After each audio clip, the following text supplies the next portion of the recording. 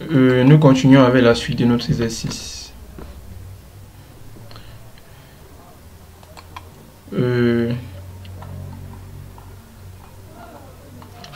Nous sommes à ce niveau. On va remplacer x par x plus pi plus 0 en se servant de cette égalité. Et j'étais en train de dire que cosinus de pi plus alpha, mais cosinus de pi plus x, c'est encore moins cosinus x au carré. Cosinus au carré, ça va faire cosinus x. On retombe donc à 1 plus cos carré x à ce niveau. On va quitter cette expression pour cette expression ici bas. Maintenant à ce niveau, on va décomposer notre intégrale. C'est-à-dire on va le scinder en deux. X sinus x plus pi sur 1 plus cos carré d'une part, c'est-à-dire cette partie. Et pi sinus x plus pi sur 1 plus cos carré x, cette autre partie. Bon, en suivant, on constate que sinus de... Voilà, on va un peu expliquer.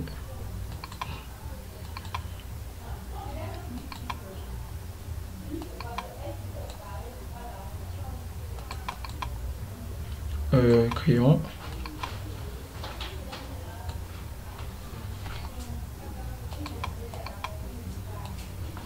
Crayon. Oh, voici notre cercle. Si là on prend alpha, ça veut dire que pi plus alpha est là.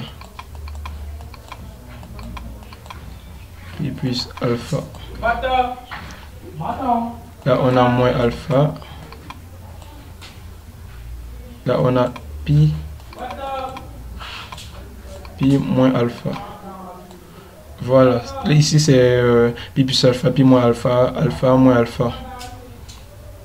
Là c'est les sinus. Là ce sont les cosinus. Bon, on passe. Nous sommes à sinus de pi plus x. Bien pi plus alpha. Sinus de pi plus x c'est quelque part là. C'est-à-dire moins sinus x ou sinus de moins x ou bien sinus moins alpha. Ça veut dire quoi? Cette expression-ci revient à celle-ci.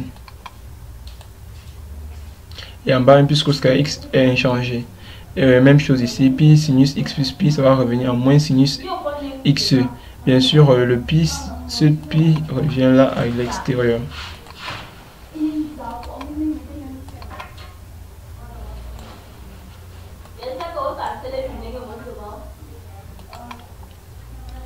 On continue. Cette écriture, on constate que cette écriture s'y ramène encore à moins i. Car rappelez-vous, voici l'expression de i.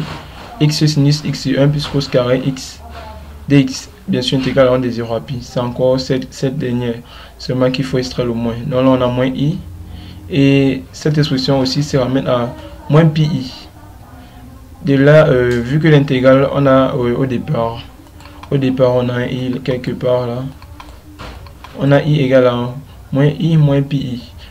On va ramener le i d'un côté, on exprime. En exprimant, on va obtenir au final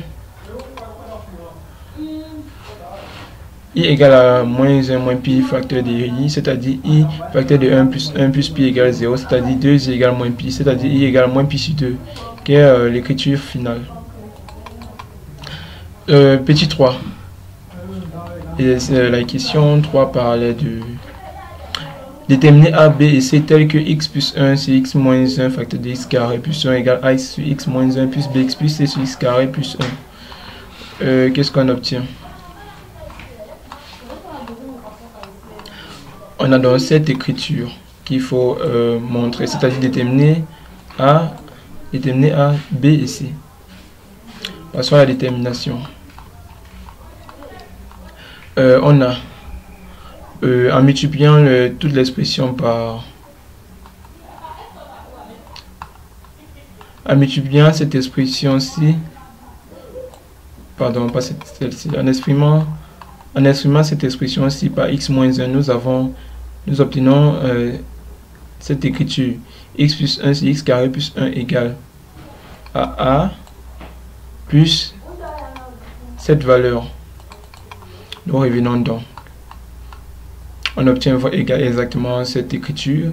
Dans cette écriture, maintenant, si on fixe à x la valeur 1 à gauche et à droite, on obtient donc à ce niveau, tout ceci revient à 0. Parce que x vaut 1, 1 moins 1, 0, ce qui annule le terme. Maintenant, on obtient a égale à 1 plus 1 sur 1 carré plus 1, c'est-à-dire a égale 2 sur 2, c'est-à-dire a égale 1. Pour les autres coefficients, c'est-à-dire P et C, on constate que il suffit juste d'attribuer des valeurs à x, Par exemple, la valeur 0. On peut attribuer à x la valeur 0. En attribuant à x la valeur 0, on obtient une égalité avec C et A. Car ce B va s'annuler. Or, on connaît A. Et ici, on aura 1 sur... Ici, on aura tout simplement moins 1.